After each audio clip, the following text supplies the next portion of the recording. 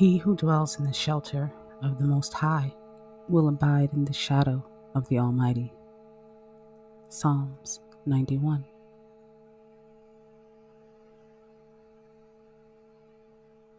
Today, my friends, we are taking a deep dive into learning how to clear out evil spirits.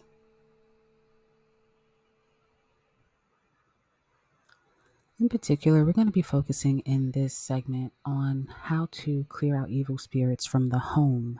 Now, if you're interested in learning how to clear negative and evil energy from yourself, from your own personal energy and auric field, then I recommend that you check out my other series, which is my spiritual lessons. I do have a spiritual lesson on spiritual protection.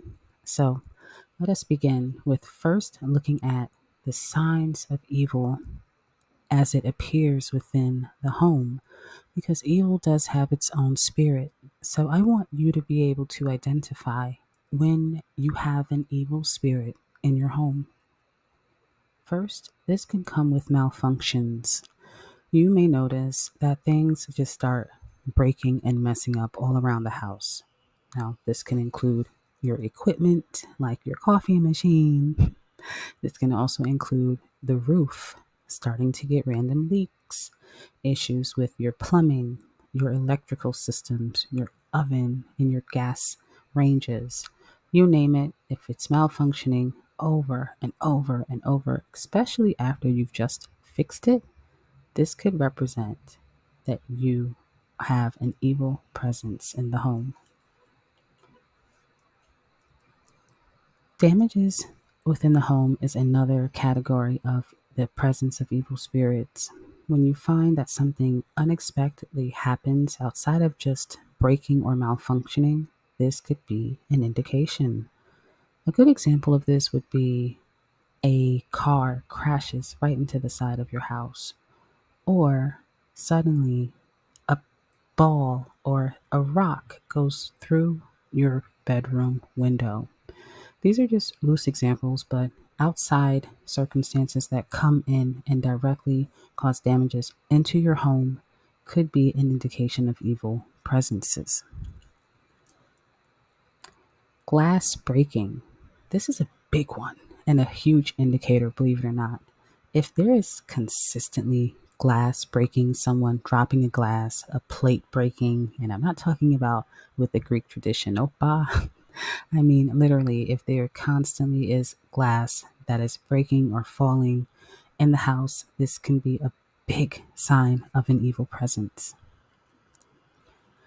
Overall discord between yourself and your spouse can also be a sign. When you have discord between yourself and your spouse or your partner, your man, you and your girl, y'all beefing unstop or nonstop and uncontrollably, this could be a sign that you have an evil presence within your home. This discord can expand between roommates, between family members that you live with, siblings, your children are just fighting nonstop, and even your pets. Your pets can display irritable behavior and even sometimes aggressive behavior. These can be contributing factors. Another sign of evil presences or spirits within your home could be a very strong, repugnant, odorous, foul smell. Something similar to sulfur. If you smell something like sulfur, that could be the presence of a spirit of, in particular, a ghost, an apparition, or it could be a smell that smells like very sour, like feces almost. That could be another sign of evil presence within your home.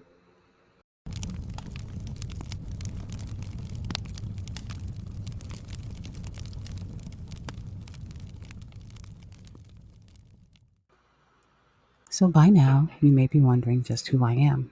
I am Priestess Ishtah. I am a spiritual teacher, spiritual healer, and motivator. I am dedicated to helping you develop spiritually, mentally, and emotionally. I offer a lot of different services, so why don't you go ahead and check out my channels, as well as following me on Instagram, where I provide daily advice on your spiritual energy. Here's one of my free services that I know you're going to love. It has been changing the lives of many, many, many people, and it's absolutely free, no solicitation. Get it while supplies last. It is my free alignment calls where we can get you into alignment with any personal goal that you have. When you're ready for me, I'll be ready for you.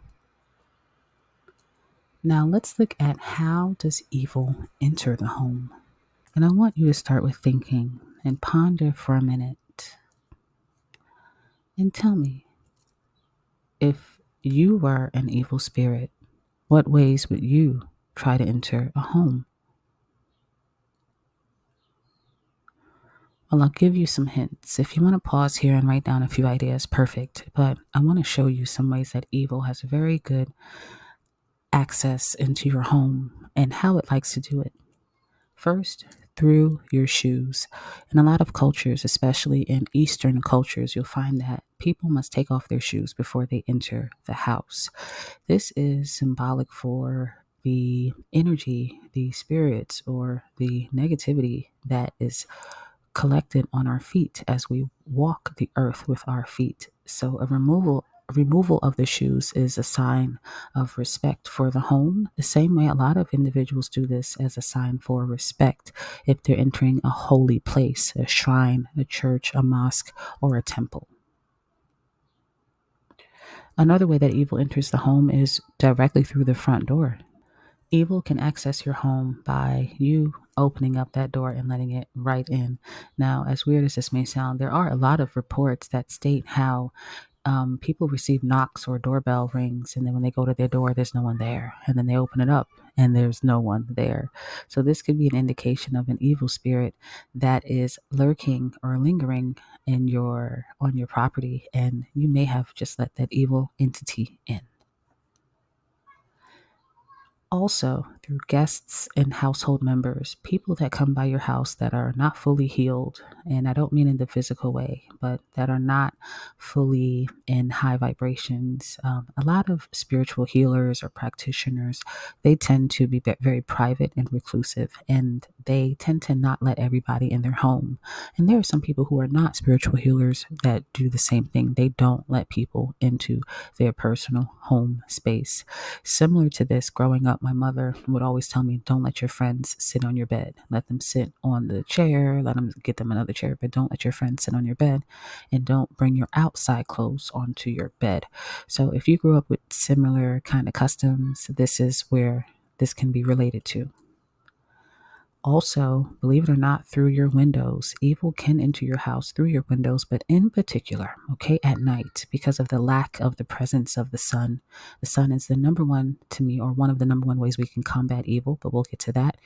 But through your windows, evil can enter. I remember going to a friend's house as a young girl. We were doing our sleepover for her birthday party, and her mom, they were from Jamaica, and her mom said, always close the curtains at nighttime, close the windows, because if you don't, that lets evil know where to enter.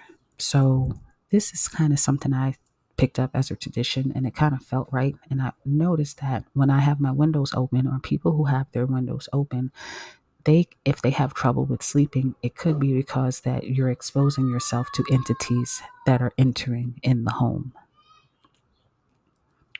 Another way that evil can enter the home is through portals. So portals have a way of being created when magic has been casted or done or completed in a given place. Now, you're probably wondering, how the hell can I find a portal in my home? Portals are often not seen. They can be. If there's an altar or a ritualistic offering that's left at a place, that is a portal, believe it or not. But if it's not something so blatant like that, you can feel portals. It can feel like a magnetized energy that is pulling at your core. It can make you feel lightheaded. It can make you feel dizzy. It can make you feel ethereal. It can make you feel giggly, sexual. It can cause a lot of things depending on the type of energy work that was done in that given place. So it's very important that if you are a spellcaster or spiritual worker yourself, that you are closing possible portals when you're relocating, and also 1111 on the timer when I say that, and also closing your own portals with your own work as you go and relocate from place to place. Because if you had an altar at a place, that altar space is still holding that energy. So it's good to close up with a ceremony before you relocate. Now, if you can't do that before relocating, you can do this through visualization and symbolically by closing up the portal and calling the energy transference to your new place of worship or where you're going to be newly setting up your altar, etc. Another instance of where you would find portals is through historical landmarks. So these are areas where there has been great massacres or great turmoil that has happened. This could be desecration of burial grounds. This could be the removal of grave sites just to rebuild new homes or to build a new mall, things like that. So whenever there has been a disruption to sacraments or something that was sacred before our current time period, and also where there has been great massacres in areas where there has been war, such as in Arlington, Virginia, a lot of ghosts are spotted from the Civil War in that area. These can be high areas where you'll find portal activation or even multiple portals. This is something that many of you may not have considered, and that is when you encounter deep trauma. So, a deep traumatic event can occur in your life, and this is something that can happen outside of the home. But because it is so impactful to your energy, that energy transference can be brought into your home, thus bringing negative energy back close to home. So, it's important for you to be mindful of not bringing your work home. And I would look to the description box if you're interested in knowing, because it depends on the type of career, the type of job that you have. Different careers, different jobs have a higher level of trauma. In medicine, we can find that, right? So if you find yourself working in a field where this is important, I would recommend that you reinforce your spiritual protection. And I do have an episode, I will leave a link in the description, on the type of jobs that really need personal spiritual protection, especially for their home and for themselves. Deep traumatic events don't stop there. It doesn't just happen at work. It could happen if you encounter something such as death or illness. Now, death in the sense where you were involved in an accident or you witnessed something that was very traumatic. This could lead to PTSD. This could also attach you to negative thought patterns that can lead to depression, which can then ultimately invite evil entities to enter within your home, and as well as sickness and illness. So just catching a cold or being around a lot of sickness, a lot of illness, a lot of places where plague of illness resides, that can be a way for evil to enter the home through you as its vessel. And when a traumatic event occurs in the way of a murder. So if there was something that happened very traumatic on a piece of land or a property, this could be something that invites evil to stay. A house was burnt down and individuals were inside, unfortunately, or someone drowned on the property. Someone may have passed away violently, or maybe they passed away peacefully on the property. Usually it has to be something related to a violent death where a spirit is not ready to transition, and that could lead to a malevolent entity that stays in the house because it feels ownership of that home. It doesn't want to leave. And even if an entity does not transition with turmoil or by murder or by force, if someone dies in the home and they're just not ready to leave, they're like, no, this is my home. This is where I grew up. This is where my family lives. And they're a very stubborn ghost. That could also lead to the time lapse of an entity becoming evil because of the possessiveness. And there will be examples of that you'll see in a home through just hearing ghost activity, feeling coolness, and also smelling that sulfur. And look to the earlier section of this podcast where we talked about the signs in the home if it does occur. Last way and this is a really big way, and I think honestly, I want to say this is a big way because it's one of the most common ways that for evil to enter the home, and that is through clutter and hoarding. There are these they when I see them through my third eye, I see them as gray fuzzballs, but there are these gray fuzzy entities, or they reside around gray fuzzballs, and they reside through clutter, through laundry, through those closets and those drawers and those places where you just allow things to collect, from garbage to clothing to letters to mail to memorabilia. So being one who declutters, this is a particularly important thing for you to do for your environment, because the low level entities that love clutter, that love hoarding, they feed on depression, and they also feed on demotivation. So these energies can discourage you from wanting to do things for yourself. Here are some of the effects that can happen if the evil in your house goes on unaddressed. First thing I'd like for us to do is a quick activity, and I want you to decide if you suspect evil within your home. So as I read the following statements, I want you to make a tick mark for each statement that is true. Okay, so just one single tick mark for all that applies as I read the following. So, things in my home are always breaking.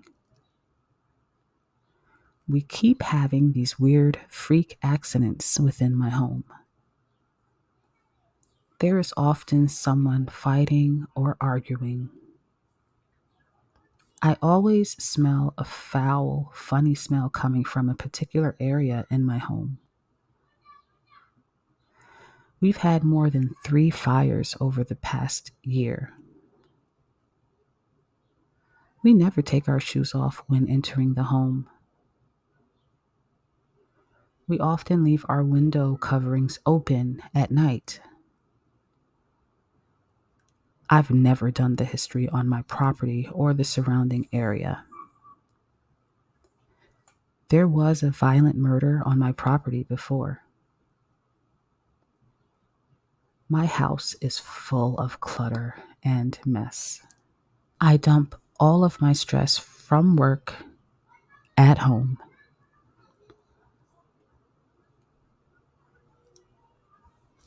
So, time for the results. If you ended up making more than 3 tick marks, then I recommend that you further assess the presence of evil forces within your home. So you can do this in a few ways. You can consider working with a practitioner like myself, or you can hire a paranormal investigative team. A paranormal investigative team has the training to identify the type of malignant or the type of evil spirits that might be present. Also, if you want something that's more of a free route, investing more time into your own personal research and observation to better monitor. And don't be afraid to ask if the previous homeowners or landlord currently, if there were any supernatural reportings that has happened, or any murders or accounts. If there was something that happened on the property that's public record, like a murder, that should be something you can look up on your own if they don't give you that information. But you can ask them if there has ever been any reports or talks of any supernatural activity if you do suspect it. So here are some additional effects of not addressing the evil presence within your home. First off, physically, you will start to feel sick all the time, and like your immune system cannot kick or beat something.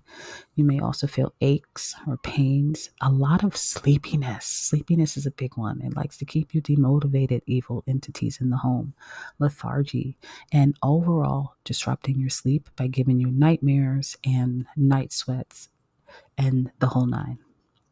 Mental attacks are also something that an evil presence within the home will do. It'll give you anxiety. It will want you to worry if you're experiencing a lot of stress. If you hear extra voices, now I'm not talking about that healthy, intuitive voice that's inside. I'm talking about the extra voices that you might question. Is someone calling my name? For example, if you're sitting somewhere and you hear someone say your name clearly from another room, and you go and check, hey, did you just call me? And they're like, no, I didn't call you. And they're definitely not playing with you. Like, you know how some people play around like that. Oh, no, I'm just kidding. I was. No, like, they're like, no, I wasn't calling you. I wasn't even here. That could be a sign of an entity present trying to play with you. Okay.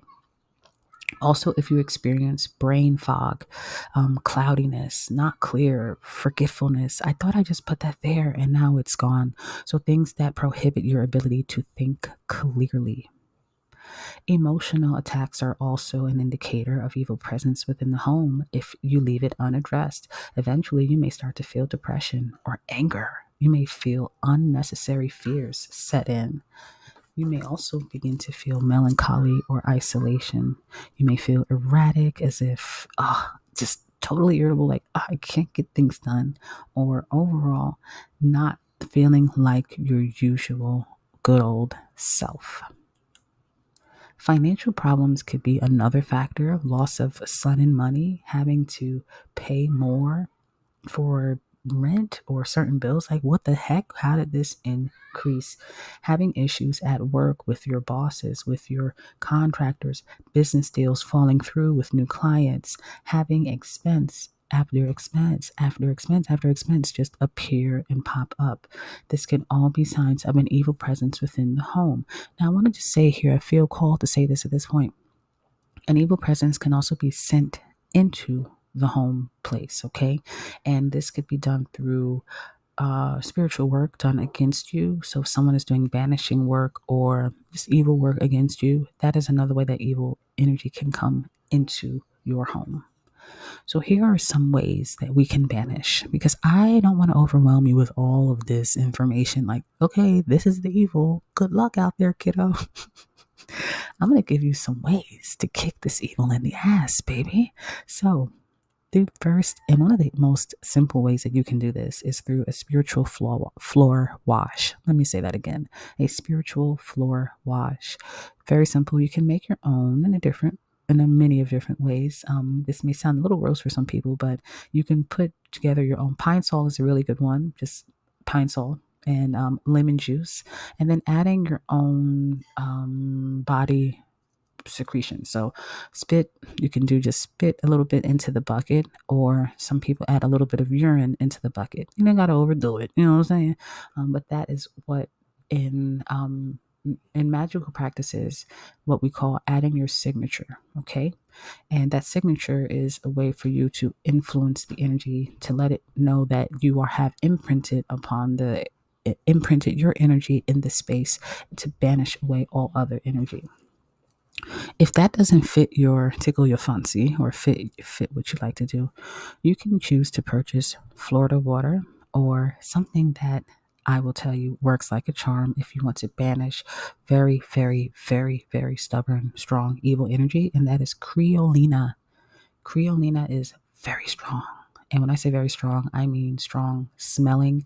You should use gloves and follow the instructions to a T. It is a very high grade, industrial grade chemical, and it is not to be used lightly. Please, if you choose to use Creolina, be mindful of pets, of babies, of yourself, and the sensitivity of people who have respiratory issues or concerns, because it is very strong smelling. I only use like a few drops in my bucket, and like that's all that I need.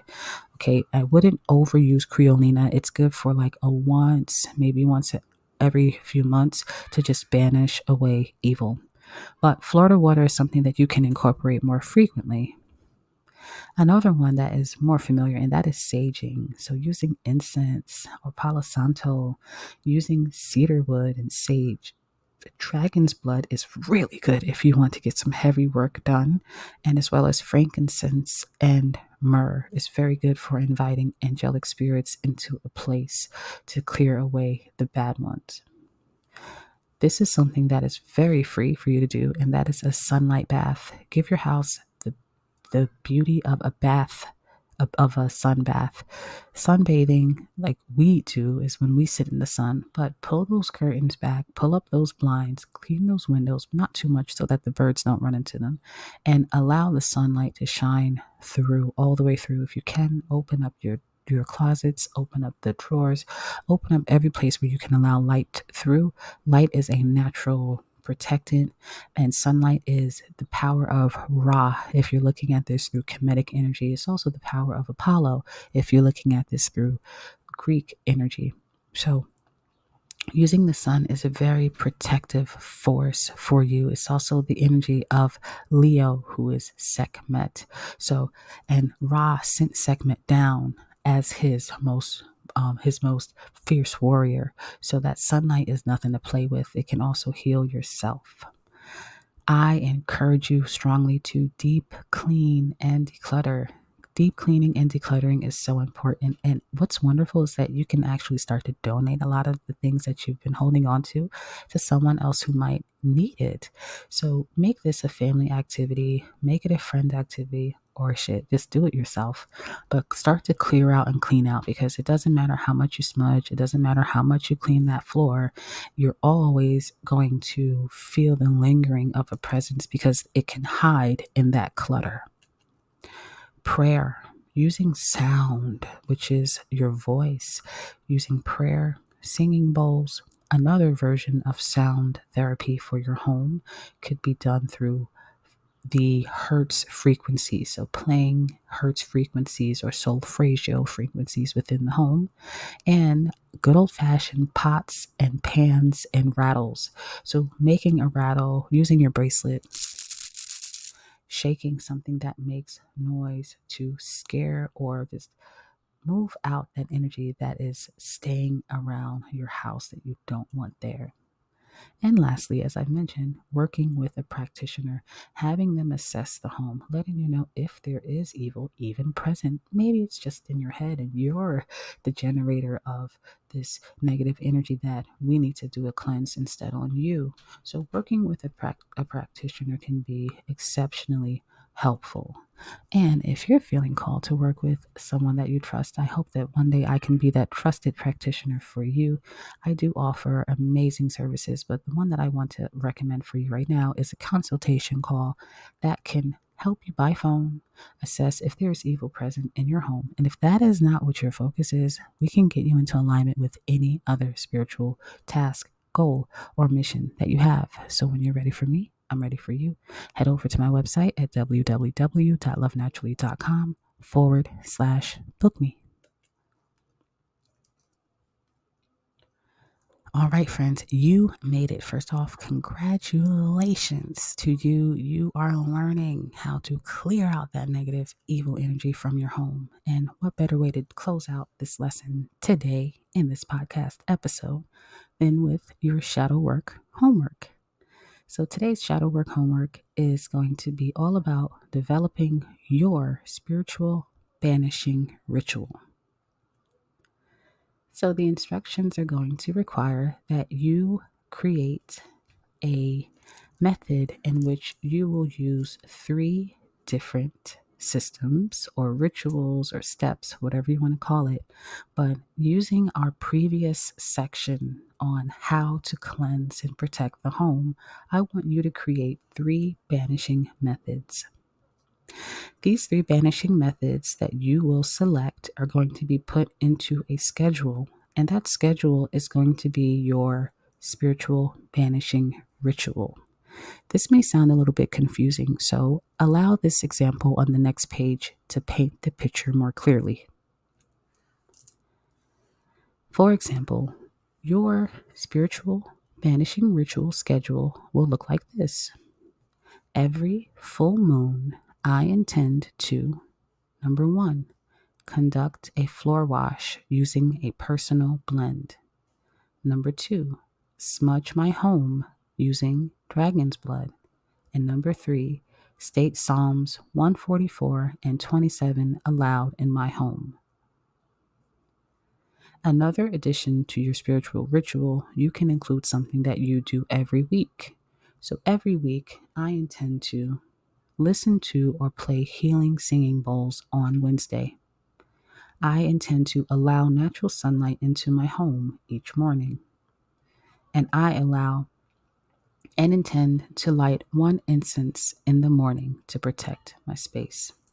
So these again are just examples. You can use any system, any practice, any technique that you want.